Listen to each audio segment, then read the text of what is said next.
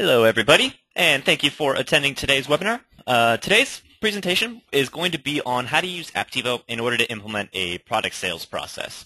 So of course I'm going to give a general introduction to the Apptivo platform in case you're a brand new customer, but specifically the focus of today's presentation is going to be for a company who needs to intake orders because they're selling a physical product, and then they need to actually manage the tracking of issuing an invoice and receiving payment for that order, as well as the actual process of shipping that order out their door, doing any sort of inventory management, everything around the whole warehouse management end of fulfilling a business. There is another closely related area which we're not going to cover today, which is the other half of supply chain, which is on the sourcing end. Apptivo does have the capability to do purchase orders and supplier management, kind of the other way of getting product into the doors, but today's presentation is just talking about how to get product outside and get paid for it. So, as a quick introduction, if this is the first webinar you've attended, the GoToWebinar software that you're using, there's an area in there where you can ask questions at any time. So throughout the presentation, if you have any questions, feel free to go ahead and ask them, and then I'll stop periodically to answer whenever I can. And just as a little bit of background information about me, my name is Todd Miner. I'm a product manager here at Apptivo. I've got a long technical background, but recently I've just been focused on doing presentations such as this, doing demonstrations with the customers, and really interacting with the customer base to figure out what they want and need out of the product. So let's go ahead and get started. Now, for the brand new users, we're going to kind of give that quick 5,000-foot view. Apptivo, it's a suite of integrated business applications that are all available through the cloud. So the way we've set up our system is it's a very simple pricing plan. You pay per user who accesses the business, and then each one of these users has access to all of the different applications available. And what you're able to do is you can pick and choose which applications are relevant and necessary for your business, and not only just your business, but also each user, and then you get to kind of piece these apps together to put together certain business flows. So in today's presentation, we're going to talk about one specific business flow, which uses a set of apps from CRM, from supply chain, and also from financials. And one other thing about Apptivo is it's accessible from anywhere. So yes, it's cloud-based. You'll always need an internet connection in order to access it. But the advantage of that is from any laptop, desktop device, you're able to open up your web browser. You can always access Apptivo. And in addition to that, we also have mobile applications. So we're not going to be able to perform the entire process we're going to outline today within the mobile applications. They are a little more limited than the web app, but you'll have full capabilities to get to your CRM area, your task list, and such like that. And the idea is the entire system, it's all kept in sync real time. You never have to worry about different data on two different devices.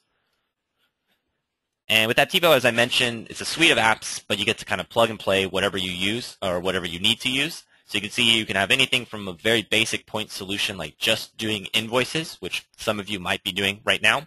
And then you can kind of pick and choose which apps you want to tack on. So we can build a simple flow like this, going from a sale to an invoice. And we can also talk about a much more complex flow, which is all the way from a lead to an invoice. So the demonstration we're going to do today is kind of somewhere in between these two. And with that, let's talk specifically about the product sales process and what that means to you. So the way it works is basically this is the whole process starts when you intake an order. Potentially you're using the CRM of Apptivo to manually walk a customer through the order, but basically there's two places an order is going to come from. Either you're going to be in direct contact with the customer, like they call in, and then they're going to place an order, which means your agent's manually putting the order into the back end themselves, or we also have e-commerce capabilities. So many customers will have the products listed on their website, and the customer can actually browse through them and place an order directly there online. And we have the capabilities for both. Now, in either scenario, what's going to happen is you're going to generate a sales order, which is one of the applications we use. So it's the Orders app, one of the ones bolded down here. And on the order, there's a couple things. You'll be able to review the order. If there was a payment from e-commerce, you could see the payment there, which I'll show you in a bit. And then we could take the order through a couple stages. So you're able to pick, release the order, which hands off the responsibility to your shipments team. And then the warehouse team, they're able to go grab the product, put it into the box, print out the shipping label and everything like that. And then they can have a queue of shipments waiting to go out the door. Finally, they can ship that shipment out. And then lastly, our Invoices application can actually generate an invoice directly from the order record. So you can send that out via email and go ahead and get paid. So there's three key applications involved, which are the orders, the shipping, and the Invoices apps. That's kind of the general flow.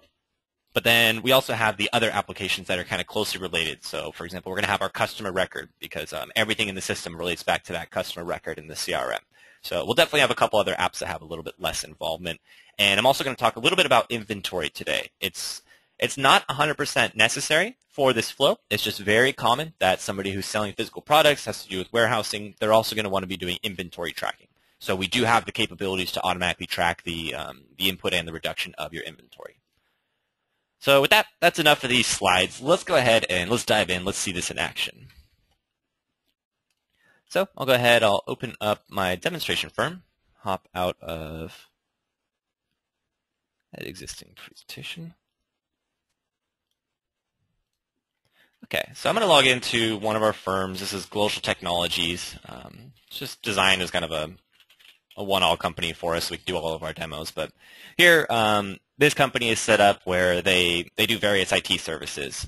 One of their services is they actually sell a physical product. So they sell, like, let's just say, servers, IT hardware. So for this example, I'm going to go through the example of manually putting the order into the system because I don't have an e-commerce site available, but I'll explain a couple points where the e-commerce functionality will differ. So real quick, if this is your first time in the app, just so you don't get completely lost, when we first log in, we're presented with the navigation across the top. This allows us to go into the appropriate applications. So for example, if we want to input a sales order, we're going to go find the orders application, and we would go into the app to perform that action. But throughout the system, we have several things such as a calendar that you can do. We have task management throughout the entire system. And you get a couple homepage dashboards right here. So if you put a task into the system, you'll put it like into the Orders app or into the Projects app. But then you always get these one singular views where I can see all of my tasks across the organization. I can see my calendar with all of the events for everything. I can see my news feed, which shows me all of the history of all the different events that have been going on in the business. So all these do is aggregate data up, but we're specifically interested in the Orders application. So I'm going to use my navigation, and Orders is underneath Supply Chain. So I'm going to head over there, but before I do, in case you're following along, or in case you're brand new, basically I just want to make sure we have all of the apps added. So in this case, you can see under Supply Chain, I only have Orders and Suppliers, but I was also hoping to demonstrate the inventory management, and there's a couple other apps that are really closely related here. So what I want to do is I want to make sure I have all the appropriate apps. So in that slide, we saw these are the most crucial apps: order, shipping, invoices, customers' contacts, inventory, sales receipts. So we'll go ahead and add them now, and I'm also going to add a couple more related to inventory. So I'm going to go to the App Store in the upper right corner. We're going to head over to the Supply Chain category in the left. And here's all the apps. So we actually don't need suppliers. That's on the other end of the flow that I was telling you about. The ones that are important to us is if you want to get everything, I would get Orders, shipping, inventory, and receiving. And just to give you the overview, the Orders, these are actually the order coming in, not always related to payment. Inventory just shows your current inventory counts, allows you to reduce or increase them. And then the shipping and receiving apps are specifically, these both can be managed from within the inventory app, but the idea is a shipment tracks a shipment going out the door, which reduces inventory. And receiving is when you are tracking shipments coming in and you're adding to the inventory. So the receiving is actually really closely related to like the purchase orders and supplier management. But in this case, obviously, if you're using inventory management at all, you must have the receiving app in order to add inventory. And other than that, I just want to make sure that I do have my Invoices app and also the Sales Receipts app, which we're actually not going to demo sales receipts today, but I'm just going to tell you how that relates to e-commerce. And then over in CRM, make sure you have customers and contacts. Nothing too special. And if you got all those, then we're good for today's demonstration. So once again, I'm going to head over to the Orders application. So Supply Chain, Orders. Now, this is where I'm going to actually input the record of the order. So in the upper left, just like every other app, I can hit on the Create Order button. And now I'm going to want to key in a couple details. Of course, not all these details get filled in by every business, but I'll explain the importance of some of the fields. So one thing is the order number. This will be auto-generated. I can't change it. If I want to, I can go into my settings of the Orders app, and I can set it up where I can define my own order numbers. Most people should just leave this as auto-generated. And one thing you're going to see is every order has a status that it's in. It's very rare to use many of these statuses. The general breakdown of how these work is a booked order is an order that has come in and was successful. A created order is an order that comes in from the website without a payment. This is kind of a corner case. It's only really used when you have e-commerce integration, but some orders come with payments and some do not. Otherwise, really, you're always going to be booked or closed. Canceled is obviously different status. If you don't want to close off the order because you completed it, you can cancel it if they actually want to remove the order. And scheduled is if you have to like queue something up for when the shipment's going to go out. Under review is exactly what it sounds like if you have a queue for like a manager reviewing it. But in 99% of the scenarios, when you input an order, it's going to be in the booked status. So the sales representative, obviously this would be you or whoever's inputting the order. And then the template is actually for the packing slip. So you'll see once we generate this order that I have a button to create a packing slip. So we actually have a nice drag and drop PDF editor that allows you to change the look and feel of the packing slip. And potentially you can have a couple different templates for how each packing slip would look. So let's say, for example, I have one packing slip for when I'm selling servers, but then I have another packing slip for when I'm selling like a complete package of equipment. Maybe I'm sending them an entire office worth of equipment, so I want to have like a different look and feel. Completely up to your business. These other items, these are all of the relations to those objects within the CRM. So I mentioned we have to use the Customers app, we have to use the Contacts app because everything links back to them.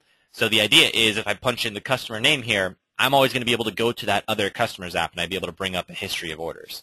So I'll link it up to one of my existing customers, Maxilon. And then what will happen is I have a couple contacts. One is you can just have a general contact for the entire order. Usually this doesn't get used unless you already have a billing and a shipping contact and they're different from each other. So really if you don't have 2 or 3 contacts related to this order, there's no need to fill out order contact. Affiliate customer is if another customer referred this order to you. Once again, fairly rarely used. Just certain companies who track that sort of thing would want to have it in there. Otherwise, sometimes like the company who sends you an order, they'll be sending you a purchase order, so you can track the PO number that they send to you, and you can type in a unique phone and email if you want it just for this order. Once again, these are pretty rarely used because normally the phone and the email, they're already going to exist on the customer record or the contact record. So let me just show you how that looks in case you're brand new. If I didn't already have a customer in the system, or let's say I didn't have a contact, this is a brand new person who I'm processing this order for, I can actually hit the Create New button, and then you can see some of the details that I'm able to key in. So yeah, I can define their first name, last name, and then this is where I punch in like their email.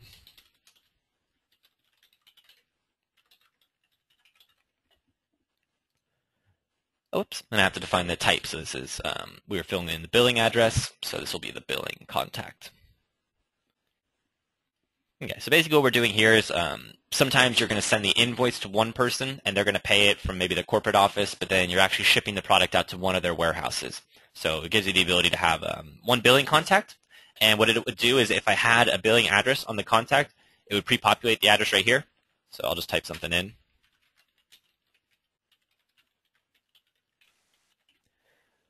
And then for shipping address, I believe I probably already have some contacts in here. Basically, when I do this search, it's actually going to show me only contacts that are already related to the customer. So it gives me a nice filtered list.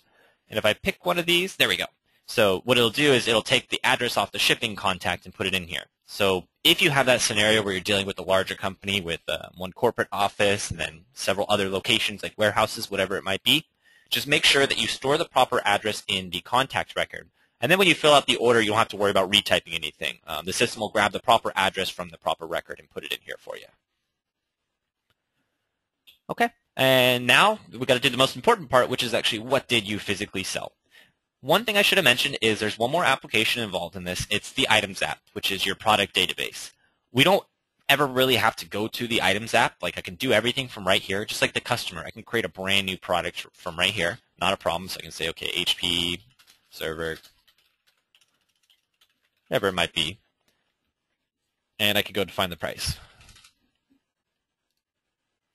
So I can put a new product into my database, but you'll notice if I hit Add Items and I want to add another line item, I can also just start typing and it'll autocomplete for me, or I can search my entire existing product database, and I can just pick which product I want to include. Okay, so I'll go grab my Dell server as well. If I wanted to update in the future, so you notice like it pre-populates my price and everything for me, you can make changes to all these products within your items application at a later time. So that's where you can just generally go in, you can browse through your products, make updates, add new products, and everything like that. So basically, I'm going to add on all my products. So let's just say I've got 2. I can obviously key in the quantity. One important thing is usually when you're selling a physical product, you're going to have to charge some sort of tax. So the way it works in our system is inside of the settings area, there's a section for tax codes. Like if you aren't sure on how to set up the tax codes for your country, just, okay, well, tax codes, Manitoba, Apptivo. For the most part, as long as you're in one of our more popular countries, you should be able to just punch this in. How do I set up my tax codes? And we've actually given a breakdown for exactly how to do it for a bunch of regions. If not, you could at least kind of check out how we did it for that region, and it'll make it very obvious. The instructions are the same for the Invoices and the Orders app. It all uses the same tax codes. So then I just want to apply the proper tax codes depending on where I'm located and what product I'm selling and where the customer is located. I might select a different one. So here in California, I would just have to charge California sales tax on both these products. So you'll see once I punch in those details, everything becomes auto-calculated. The only other item you might have is potentially you know the shipping at this point. So we can program in some shipping methods. Once again, they're available inside of the configuration. So here I could say, okay, well, I'm going to do priority mail, and I got a quote that's going to be like 280. You may or may not know the shipping at this point. Now, the last step is the payment. When you're manually adding an order from the back end, you almost never input the payment immediately. It's just not a common scenario. You see I have the capability to do it here, but it's just not something you do by standard. So really there's 2 ways you're going to get paid. One is if you're using an e-commerce website, this order is already going to be paid. I'm going to save it right now. I'm going to give it a net 30 credit, so you'll see just the payment details go away. I say I'm going to get paid in 30 days. And then when I create the order, you're going to see on the bottom there's a section for a sales receipt. So invoice/receipt information, and also payment information. If this order had come from an e-commerce website, we would see the details of how it got paid. We would see like the transaction number from the payment gateway, and we'd also see a link here to a receipt. And you can actually, that uses the Sales Receipts app, which is what I talked about earlier. And the receipt, once again, has like a nice PDF, so you can send out a good-looking branded receipt out to the customer afterwards if you'd like, and you also have a record of it. In this scenario, because we didn't have a payment, all this is blank, and this will remain blank. Now that the order is in the system, as we saw if we go back to our little flow chart, the order is generated. Now we need to pick release the order. So what pick release means is you have validated that the order is good, everything's okay, and you would like your warehousing team to actually go take this product off the shelves, remove it from inventory, and put it into a box. So in the upper left, I'm going to see the pick release button right here. So I'm going to pick release it. And it'll just show me a little message, and that'll be all okay. One really common thing that you're going to want here is it really depends on the size of company. If you have a larger company where one person is responsible for inputting the order and a completely different person is responsible for fulfilling the order, then it's going to be very important to set up a notification system for this. So that way when I pick release the order, my colleague knows to come into Apptivo and go process that order. So inside of each app, they're going to have a notifications area. So each user can come in here, they can go to orders, and they can find this order pick release status. And I can say, I would like to subscribe to the email feed. And probably for anybody on the warehousing team, I'd say any of these would be fine. So anytime they cancel, pick release, ship an order, just get an email notification about all those. So then you're kept in the loop with what's going on. But of course, we're always going to be able to filter our orders by the status that they're in. So here's those statuses we looked up at up top. But as far as the shipment status, we have a couple other links over in the left. So we have orders awaiting shipment and shipped orders. So upon pick releasing the order, what it'll do is it'll bring it over into this orders awaiting shipment. So we can see order 115, which is what we just placed, is now available in this queue. So even if your warehouse guy is not subscribed to the email notifications, they can come into the application, they can look at orders awaiting shipment, and they'll see it waiting right there. They know that this order is ready to go. They need to pick it off the shelves and get it out the door. There's one other way to approach this, though. So right now, we're still in the orders application. We have not changed applications at all. But I mentioned earlier that we have a shipping application. So this, normally, if you have a small company, this is one person processing and fulfilling. You don't need the shipping application at all. I don't recommend using it. What the value that really gets added from that is when you need to separate the responsibilities of the two parties, and you may or may not want them accessing each other's information. So this way, you can have your warehouse team only be granted access into the shipping application. And that way, they're protected from seeing anything else like payment details. All they know is they've got this shipment and they need to get it out the door.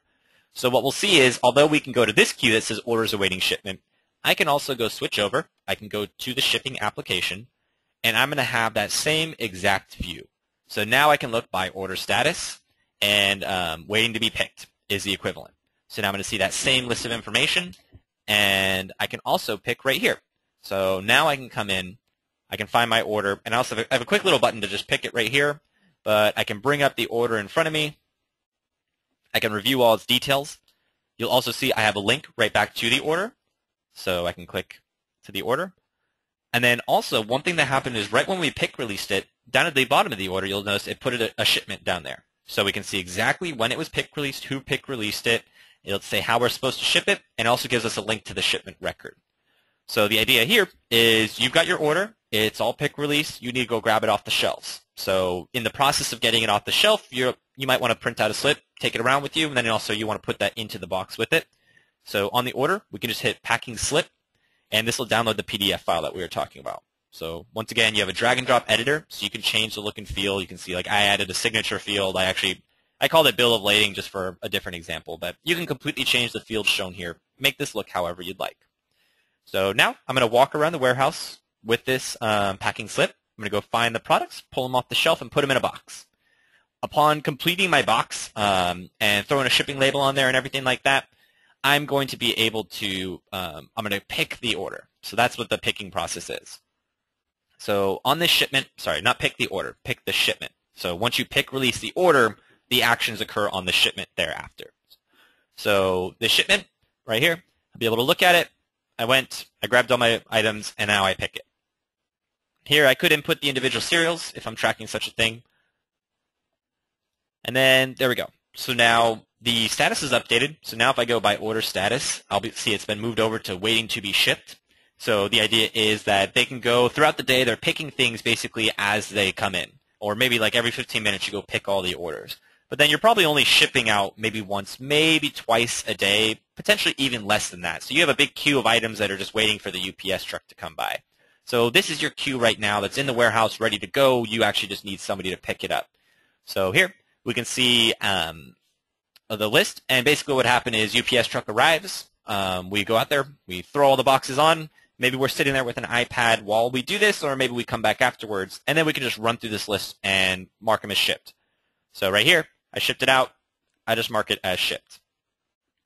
If you wanted to add additional tracking on here, that's what the shipping app can be used for. So you can see, yeah, we've got shipped orders, but let's say I wanted to put like the tracking number in there so I have a reference of it. I can always come in here into the shipment and looks like actually, oh, sorry, I'm incorrect. So before you ship it, you want to put the tracking number in, because actually once you ship it, then you can no longer make modifications. Yeah. Okay, so I guess on the shipped orders, the best approach you could do is you can just put it in the notes. So tracking number, whatever it might be. So then you have a record of that. But the idea is once it's been shipped, basically this is just a historical record of when things went out the door and all that. And the entire time, as we've been making these changes, let's say if you did have the scenario where you had the salesperson in the orders and the warehouse people in shipments, they can still be able to see the status of their order getting updated the whole way. So you'll notice now that I've shipped it out the door, the order status automatically gets changed to closed, so it's no longer underbooked. And I can see the history right here, so I can see when it was pick release, when it was picked, when it was shipped. And I would also have a link out to the shipment if I wanted to go find the tracking number. Okay, so with that, the one thing I didn't tell you about was the inventory. So the inventory, if you have it enabled, has automatically all happened behind the scenes right here. So the way our inventory works is inside of that product database, which I guess I'll show you real quick. So I'll go to the Items app, and let's go look at that Dell server product.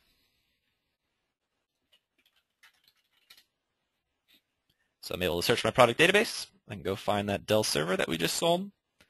And you'll see we have many different settings and everything we can do for the products. The one important part is over here on e-commerce, there's a setting to track inventory. So basically, each product you'll have to determine whether you would like to track inventory for it or not. So you can see here, I do not currently track the inventory. So I would want to enable this if I was doing inventory tracking. Now, what that does when I enable it is now it'll add an inventory count. So once I enable that, there's an inventory management app under supply chain, and I'm going to be able to see the Dell server. So I can come in here, look at my items by directory, and right there. So Dell server, but it has 0 quantity. So normally I'd have to refill it first, so I'd have to get something in there, but let me explain like what just happened with the order. So let's say if I had used the Dell Blade server, you notice there's 10 on hand and 0 available. Normally, when you first put a product in, the on hand and available are the same. On hand means it is in your warehouse. Available means it can be sold. It has not been promised to anybody yet. So the way it works is when you input the order, immediately upon having the order in the system, if it's in a booked status, it's going to reduce the count from available. So let's say we had 10 and 10 to begin, and I just sold 2 Dell servers. So immediately upon creating the order, you're going to have 10 on hand, 8 available. Upon shipping the shipment, the inventory is reduced from on hand. So on the very last step when I hit ship, like when the UPS truck actually took it out of my warehouse, then that upon shipping it, then my on hand would then go down. So eventually, you basically would just process all these orders, and as you ship them out, your inventory is automatically getting reduced. If you were trying to fill in an order for a product that did not have sufficient inventory, our application will warn you and tell you you don't have inventory, you need to go order some. But let's talk about just manually refilling. So I mentioned we have the whole supplier management. You can file purchase orders and then send the purchase order out and then refill the inventory. But let's just talk about the very last step. So from the inventory app, as I mentioned, I can ship or I can receive inventory directly from here. So I don't have to go to the receiving application. But this performs the same function as if I went to the receiving application and created a receipt there. So right here, I'm going to create a receipt. And let's say I received 10 of those Dell servers. Although actually, I don't think I have them set up in supplier management right now. So basically, I have to pick the supplier I sourced them from. And then I'm just going to grab a product that I know has some. So I believe K&L Foods should have some products. This is going to filter for only the products which are related to them. Oh, maybe it doesn't. I believe. I'm just hoping to find one example for you where you can see like the supplier pricing. Okay, well, I suppose that doesn't matter too much. But basically, you have a couple options. I can pick the supplier. It would pull all the product information. So if I had the supplier item set up, it would pull like the supplier's unique information and all that. And also, if I was using a purchase order, so if I did the whole supply flow, you can see I've got many different POs in the business. So I am able to just pick a PO, and it would take the products on that PO. So you see, okay, the PO was for this supplier, and came with these. So it would allow me to pre-populate all that information. But the important part is just seeing how much is getting received. So if I put a received quantity of 10 in here, it resets the PO quantity. Basically, it just means that this product is going to have both on-hand and available quantity increased by this value. So immediately upon hitting create, my Watkins marketing display inventory count is going to go up. So if I go check inventory management, I suppose we don't really know what it had beforehand, but Watkins marketing display, you see it didn't have any inventory. Now it has 1 inventory available. So that's how you refill the inventory. The reduction happens automatically. You should never have to do anything. If you wanted to manually reduce inventory, then you can create a shipment. And we don't have to create one from an order. You can see it looks exactly the same as a receipt, but this is inventory going out the door. And this would reduce it immediately from both on hand and from available quantity. Okay, so we've done everything except get paid for this order. As we discussed, in an e-commerce scenario, your order is going to come online. You don't have to worry about it. It's already sitting there and available. In the scenario where you need to go request payment, we're going to use the invoicing application. And there's 2 very common implementations. Obviously, every business is different, but the 2 things we hear about the most is a company will either send the invoice immediately upon receiving the order, and usually they'll hold up the shipment until the invoice is paid, or the company will send the invoice upon shipping the order or upon receiving confirmation that the customer has received the order. You can generate the invoice whenever you'd like. You saw on the order I was able to pick the payment term and all that. Basically, you do whatever is right for your business. But at any point throughout the process, whenever you'd like, you're going to want to go to the Invoices app. So under the Financials category, I go to Invoices. Now, inside of the Invoices app, I'm just going to hit that big blue Create Invoice button, and there's an option to generate an invoice from an order. So we want to do this step. And what it'll do is it just shows you a list of your recent orders. So order 115 for Maxilon, that was the one that we were just working on. So what it'll see is it'll pull over all the proper customer and contact information that we had selected. Here's all the products, their quantities, the tax codes. It's all done automatically. These things right here, these are just custom fields that I have in my business. You can define as many different pieces of data that you'd like to appear on the invoice. Completely up to you. You just use our custom attributes feature and the PDF template editor. Once again, we have several different templates that you could use. We have a nice drag and drop tool to change the look and feel of the invoices. Lots to do with just the Invoices app on its own. But the important part here is we have online payments that can be integrated. So if you want to connect like your PayPal account or authorize.net to immediately receive payments online, you can do so. But of course, you can tell them that you accept checks and just have the payment sent manually via mail. So here, shipping and handling, it's automatically added. Potentially you didn't have it at the last stage, so you'd have to add shipping and handling here. We could also discount the order. We could say, okay, we'll give them a 10% discount. Do whatever I'd like, type a custom message, all that. Many different systems. We even have a system to store credits. So maybe if they had, last time you shipped them some products, some of it was dead on delivery or dead on arrival, and maybe you had to credit them for a couple products. So you can actually search. So you can see this customer has $8,000 in credits left. So I'd be able to say, okay, well, let's give them we'll just credit out the whole thing if I want. But I don't really want to do that. Oh, yeah, so I can get rid of all their credits and there's still a balance of $1,344. So that's kind of cool. Got to show you that example.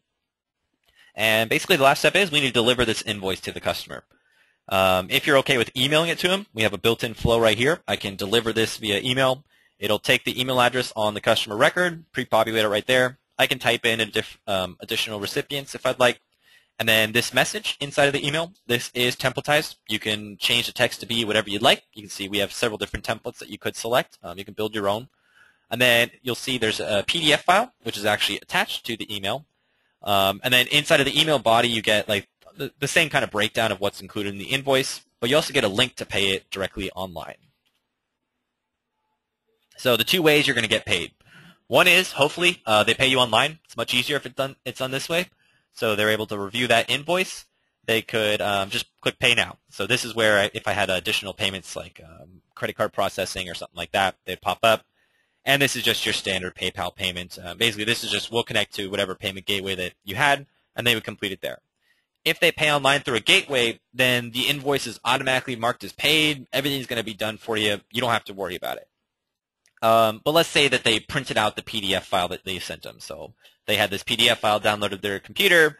They printed this out, and then they sent you a check in the mail for $1,344. So in that case, I can always look at my invoice, and then I'm going to be able to record my payment. And I can select, okay, they sent me a check, reference number. You'll see it'll pre-populate to the remaining value. We do have the capability to log a partial payment. So I could record, let's say, 500 right now, and then I will leave this unchecked. So what that does is it'll record the payment here. I can see the balance is going to be updated, and then I could resend it with the updated balance to request the rest of it. But then eventually I could go ahead and hopefully I get the final check for the complete payment, and we can key that in now.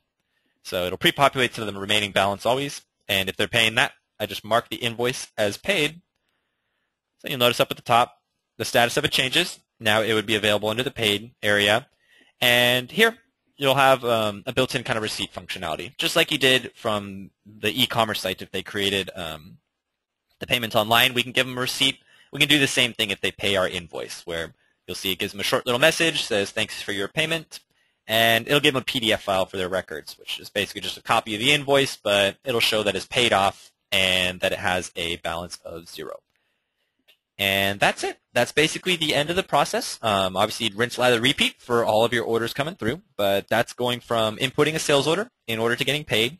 The last thing I want to leave you with today is I just want to quickly show you the customer record. So, I mentioned a couple times everything links back to the customer record. Let me show you what that actually means.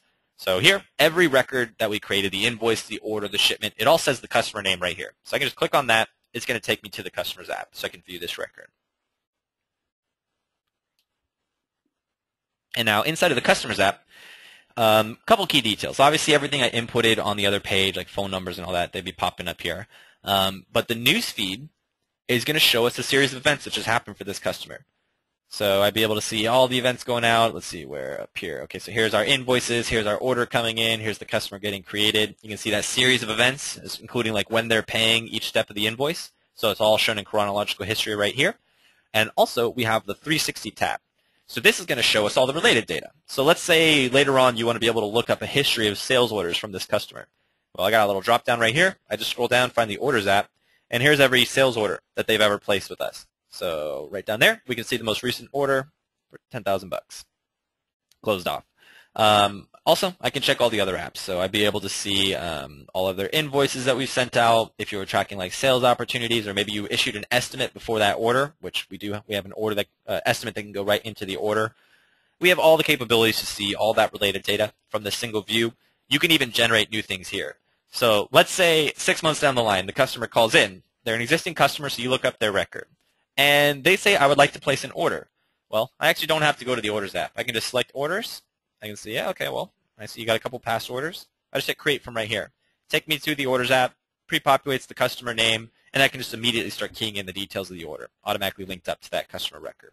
So, yeah, you don't really ever go directly into the customer's app to to perform your actions, to put tasks in for yourself, but the idea is the customer's app acts as a great history. It shows you all the information about all the other like transactional records in the system. So it really just gives you a good history of everything that's been going on. Okay, so actually we wrapped up a little bit quick today. Got no questions at all. So with that, basically the last thing I'd just like to leave you with is how to find support.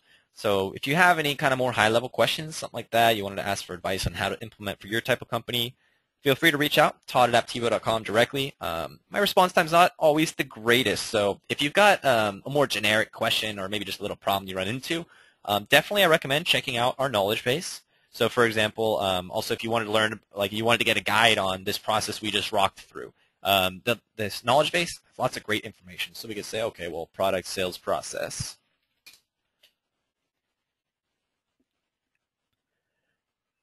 And then you can see many different items right here. Also, never give up on Google. Implementing a product sales process with Apptivo. You also see we got guides right here all over the place. We do pretty well with SEO. So if you got any questions, definitely I recommend poking it in here. But also, if you do need that personal support, 2 ways you can contact our general support team. One is anytime inside of the application. We have support chat built in right here. You got a quick question, quick problem, feel free to ask us. We're here just about 24/7 to help you out. And then also, of course, you can email support@apptivo.com is our general online support. And you'll find them to be a little bit more responsive than me, but also I'm happy to help out wherever I possibly can. So with that, if we don't have any other questions, I'm going to go ahead and wrap this up for today. I have recorded this webinar, so we'll be putting it up online shortly. But yeah, if there's nothing else, thank you all for attending. I hope you found this to be quite useful, and have a great day. Thanks.